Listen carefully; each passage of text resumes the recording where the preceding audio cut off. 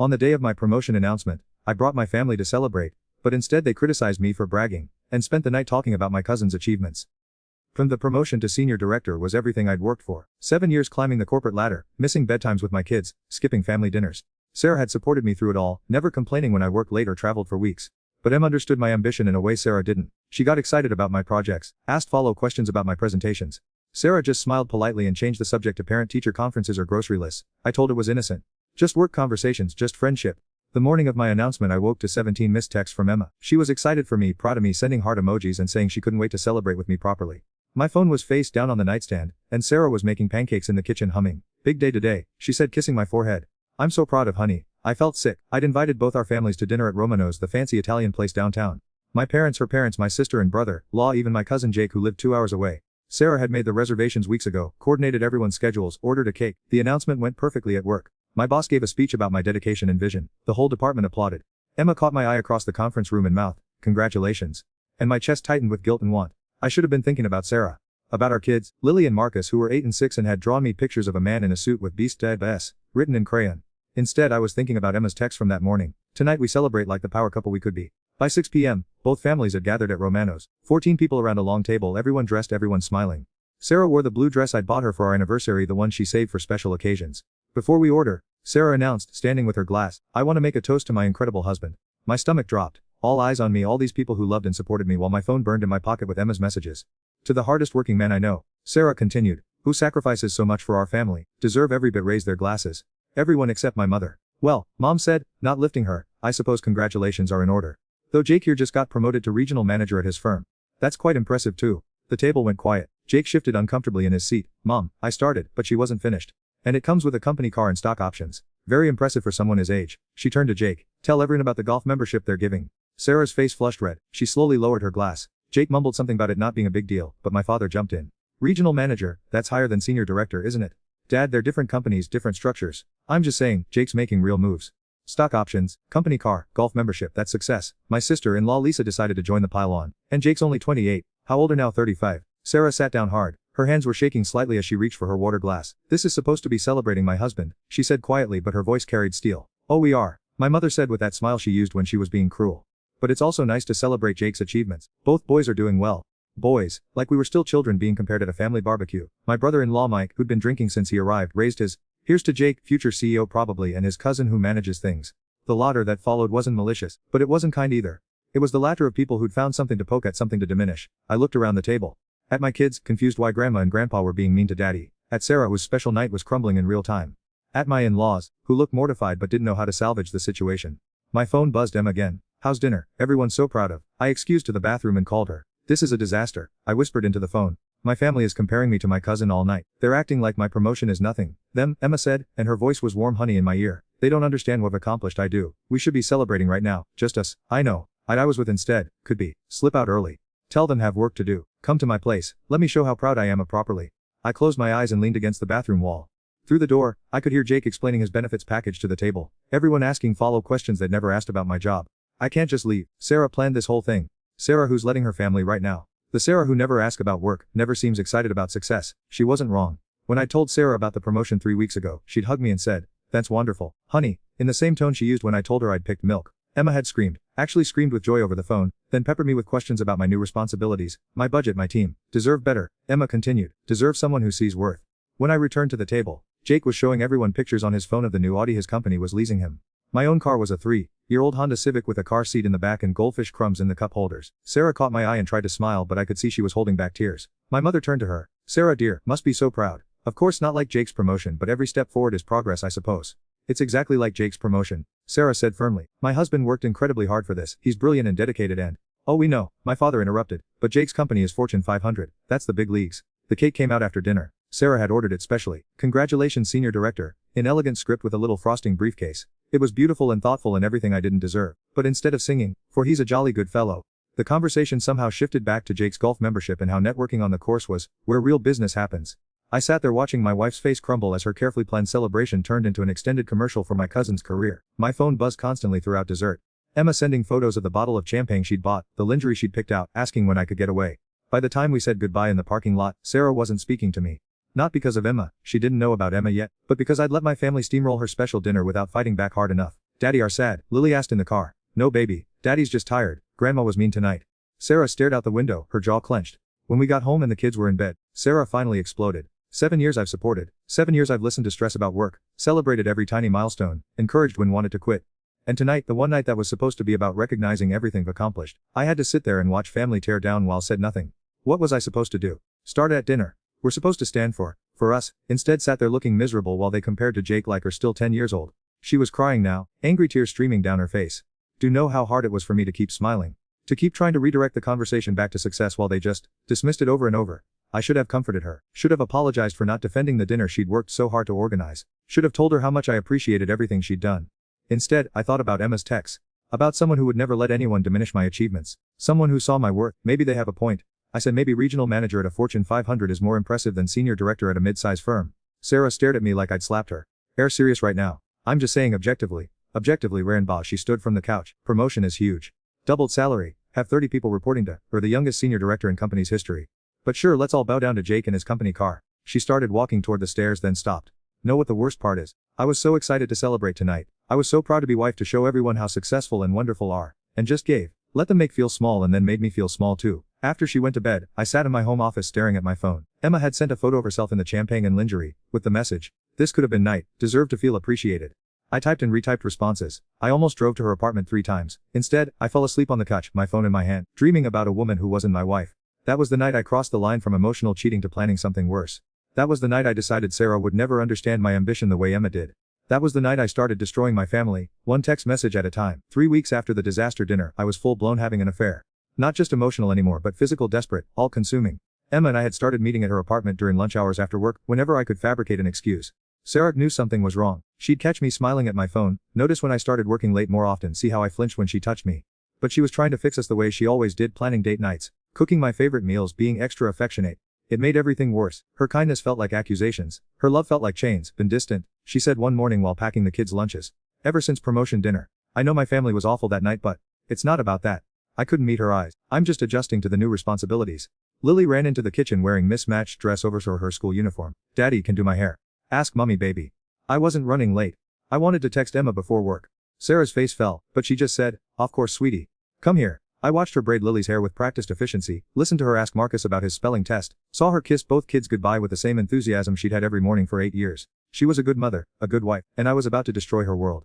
The breaking point came on a Tuesday. Sarah had planned to surprise me at work with lunch from my favorite Thai place. She wanted to see my new office, meet my team, finally be part of this world I'd been so consumed with. She walked in right as Emma was leaving my office. They passed each other in the doorway, Emma's hand brushing my arm as she said goodbye, both of them smiling politely. Who was that? Sarah asked after Emma disappeared down the hall.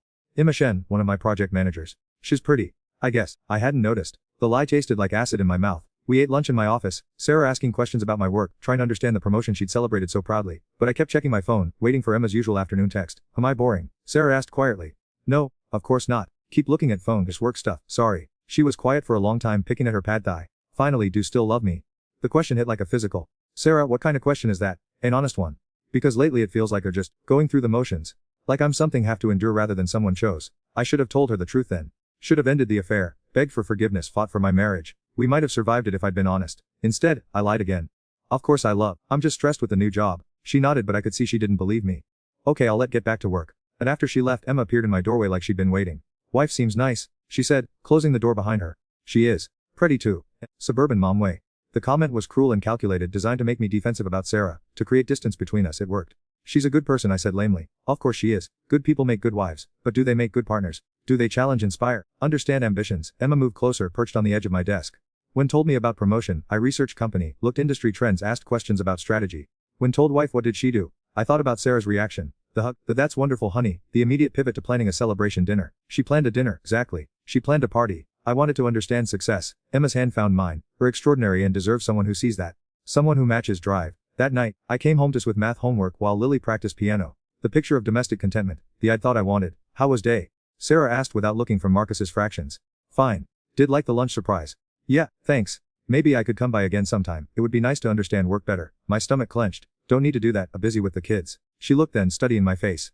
I'm never too busy for. The guilt was crushing, but not crushing enough to stop me from texting Emma later. Can I see tomorrow? I need. Her response was immediate. Always are all I think about. The affair consumed me for the next 2 months. I was living 2 lives, compartmentalizing ruthlessly. At home, I was the distant husband and distracted father. At work and with Emma, I was passionate, alive, the man I thought I was meant to be. Emma made me feel important in ways Sarah never had. She asked about my meetings, remembered details about my projects, celebrated wins Sarah didn't even know about. When I complained about feeling appreciated at home, she'd my ego perfectly. Or on someone who doesn't understand greatness, she'd whisper. Need a partner who can match ambition. Sarah was trying everything to reconnect with me. She suggested marriage counseling, planned weekend getaways, even bought lingerie that sat unworn in her drawer. But I was already gone, emotionally checked out, living for stolen moments with Emma. The kids started noticing. Lily would try to show me drawings and I'd barely glance from my phone. Marcus asked why I didn't read bedtime stories anymore. Sarah covered for me, constantly making excuses for my absence, my distraction, my growing coldness. Daddy doesn't feel good, I heard her tell Lily one night when I'd snapped about the noise level during dinner. Is Daddy sick? Lily asked. Something like that, baby. I was sick. Sick with want for Emma, sick with guilt about Sarah, sick with the exhaustion of maintaining lies. But I couldn't stop. The end came on a Thursday in November. Sarah had taken the kids to her mother's for the weekend, some plan we'd made months earlier. I'd promised to join them Saturday, but instead, I spent the entire weekend at Emma's apartment. We talked about running away together, leaving our respective complications behind and starting fresh somewhere new. Emma painted pictures of us in Chicago or Seattle, power couple conquering new markets, no suburban obligations holding us back, could get divorced. She said Sunday morning, tracing patterns on my chest. Split custody, the kids would understand eventually. It's not that simple. It could be. People get divorced all the time. Are not happy, she's not happy. Are staying together for what, exactly? I thought about Sarah making pancakes on promotion morning, about Lily's drawings on my office wall, about Marcus falling asleep in my lap during movies. My family was complicated, but they were mine. I don't know, I said honestly. Well, I know. Deserve more than that makes miserable. But I wasn't miserable at home. I was guilty, which felt different. I was miserable because I was betraying people I loved, not because they made me unhappy. Emma must have sensed my hesitation because her strategy changed. I got a job offer, she announced casually Sunday afternoon. Director position in Portland, big salary bump, stock options, the works. My heart stopped. Relieving. I'm considering it, unless I have a reason to stay. The ultimatum was clear. Choose her or lose her. When do need to decide. End of the week. I spent Monday through Wednesday in agony. Emma was distant at work, professional and cool. At home Sarah seemed lighter, happier, like the weekend apart had refreshed her somehow. I missed, she said when I got home Monday, kissing me properly for the first time in months. The kids did too. They kept asking when Daddy was coming. I missed too, I said, and for a moment I meant it. But Emma's deadline loomed. I was running out of time to decide between my family and my obsession. Thursday morning, Sarah was making coffee when she said, I've been thinking about us, about how to make things better. Yeah, I want to understand work more. I've been doing research on industry, reading about the challenges faced. I thought maybe if I could be more supportive in the right ways. She handed me a cup of coffee and a printed article about leadership strategies in mid-size firms. She'd highlighted sections, made notes in the margins. I know I'm not naturally business-minded like R, but I want to try. I want to be the wife. Looking at her earnest face, her highlighted article, her desperate attempt to become someone she thought I wanted, I felt something break inside me. She was enough. She'd always been enough. The problem wasn't Sarah's inability to match my ambition. The problem was my inability to appreciate what I had. But even that realization wasn't enough to stop me. That afternoon I told Emma I'd leave Sarah. I'd file for divorce, take the Portland job offer with her, start fresh. Really? Her whole face lit. Mean it? Yes. I want to be with plans. I'd tell Sarah that weekend after Lily's birthday party.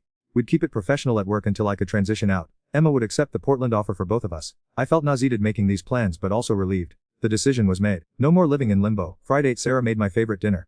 The kids were excited about Lily's party the next day, chattering about presents and cake. It was domestic bliss and I was about to destroy it. Seemed different. Sarah said after the kids were in bed.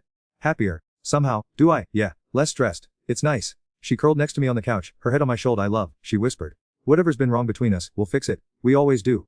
I should have confessed everything right then. Should have told her about Emma, about the affair, about Portland, given her a chance to for us. Instead I held her close and planned how to break her heart. Saturday morning arrived with unseasonable warmth. Lily's birthday party was in our backyard, 20 kids and their parents, Sarah orchestrating everything with military precision. She'd been planning for weeks, making Lily's favorite foods, decorating with purple and gold, Lily's chosen colors. I watched my wife manage chaos with grace, saw how the other parents gravitated toward her warmth, noticed how she made sure every child felt included. She was remarkable, and I was about to lose her forever. Lily opened presents in a whirlwind of wrapping paper and squeals. When she got to my gift, a bike she'd been begging for, she her arms around me. Best daddy ever, she announced to the whole party. Later, as parents started arriving to pick their kids, my phone buzzed. Emma's the party, can't wait for our new to start. Sarah appeared at my elbow. Whose text is smiling like that? Just work stuff. But this time, she didn't look away. She studied my face for a long moment, then held out her hand.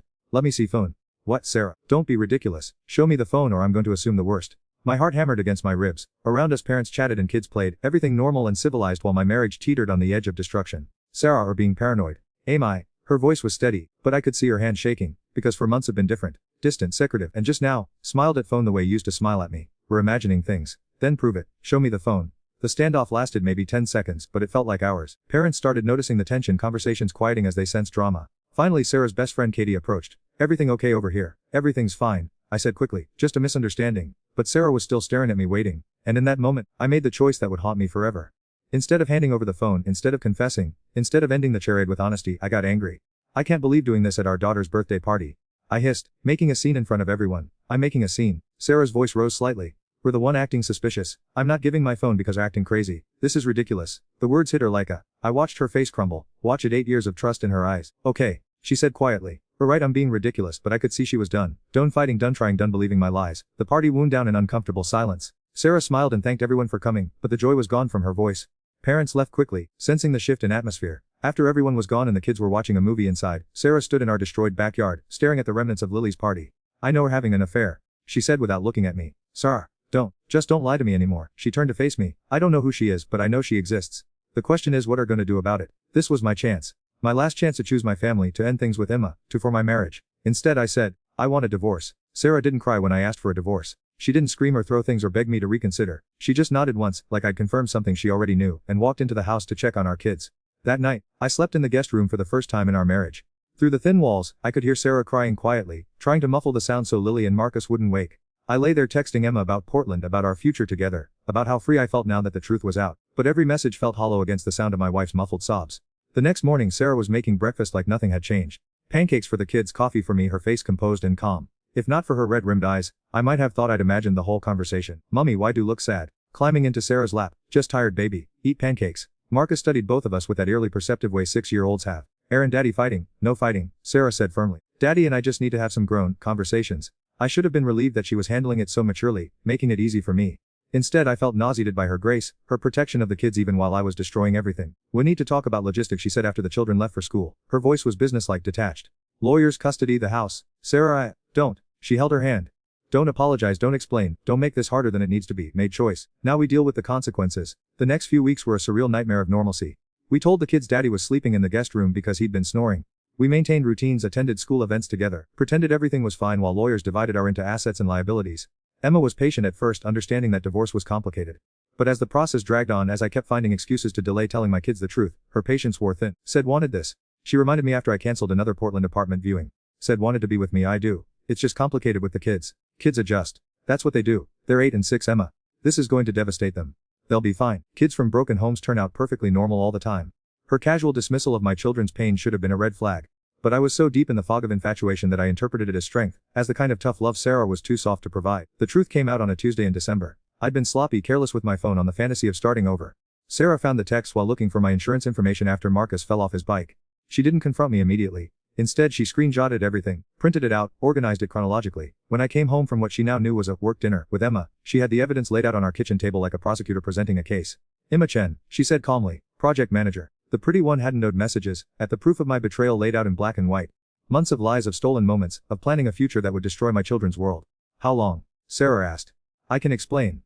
How long? Since August. She nodded once like she was checking math. 4 months. Our entire separation have been with her. It's not what think, it's exactly what I think. She picked one of the printed texts, my words back to me. I love more than I've ever loved anyone. Can't wait to start our real together in Portland. Hearing my own words read aloud in Sarah's voice was like being skinned alive. The kids can't know about this, I said desperately. Whatever happens between us, they can't know their father is, what? A cheater, a liar, someone who away his family for a younger woman who strokes his ego. The words were clinical, precise, devastating. They're gonna find out eventually, she continued. When move to Portland with her, when start posting pictures of new on social media, when she becomes their stepmother. Think they won't put it together. I hadn't thought that far ahead. Hadn't considered how my affair would look to my children when they were old enough to understand. Hadn't imagined Lily and Marcus Googling their parents' divorce years from now and finding the timeline. I need to leave, Sarah said quietly. Tonight, I can't have in this house anymore. What about the kids? What about them? Made choice. Led with it, I packed a bag and drove to Emma's apartment. She was waiting with champagne and takeout, ready to celebrate my finally leaving Sarah. But the celebration felt like a funeral. Did the right thing, she assured me, curled against me on her couch. This is the beginning of our real. But it didn't feel like a beginning. It felt like an ending. The next morning, I had to tell my children their father was moving out. Sarah insisted I do it alone, that it was my mess to clean.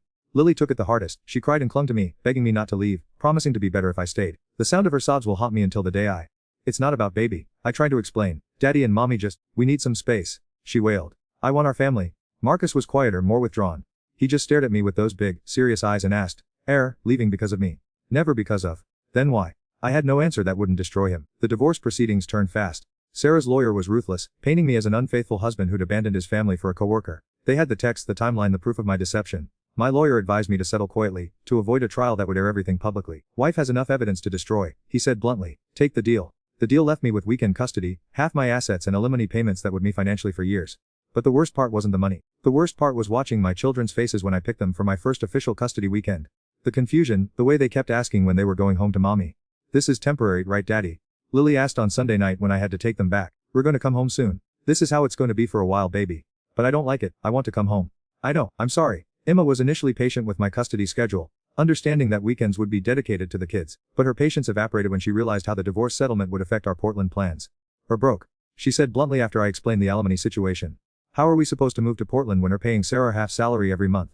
It's temporary. Once the kids are older, the kids are 8 and 6, we'll be paying for 10 years minimum." The Portland job offer had an expiration date, and it was approaching fast. Emma had to give them an answer within the week. "Come with me," she pleaded. "We'll figure out the money later. Can negotiate a new custody arrangement from Portland, maybe just summers and holidays with the kids." The suggestion that I should abandon my children for a job opportunity was so casually cruel that it finally pierced through my infatuation fog. I can't just leave my kids. Already left them, moved out, filed for divorce. What's the difference? The difference is I still live in the same city. I still see them every weekend, for now. But this is chance for a fresh start, a real future. With me that night alone in my studio apartment, I realized Emma didn't love me. She loved the idea of me, the successful executive she thought she was getting. The man who would elevate her status, advance her career, be her ticket to a better. She didn't love my children, barely tolerated my guilt. Had no interest in blending our lives in any meaningful way. The Portland ultimatum was just the beginning. When I chose to stay for my kids, Emma's mask finally slipped completely. Pathetic. She said at work the next day. Clinging to a that doesn't want anymore. "Me kids want me. Kids will get over it. Kids always do. But opportunities like Portland don't come twice."